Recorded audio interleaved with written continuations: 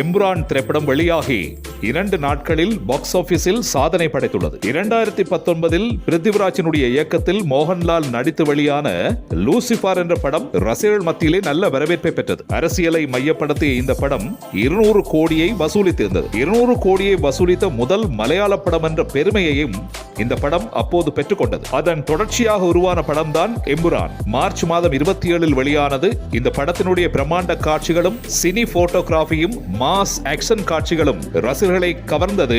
அதே சமயம் அழுத்தமில்லாத திரைக்கதை, ஓவர் ஸ்லோ மோஷன் காட்சிகள் என சலிப்பூட்டும் ரசிகர்களினுடைய பொறுமையை சோதிக்கும் காட்சிகளும் இருக்கத்தான் செய்கிறது. இது எப்படியோ 180 கோடி பட்ஜெட்டில் இந்த படம் எடுக்கப்பட்டது.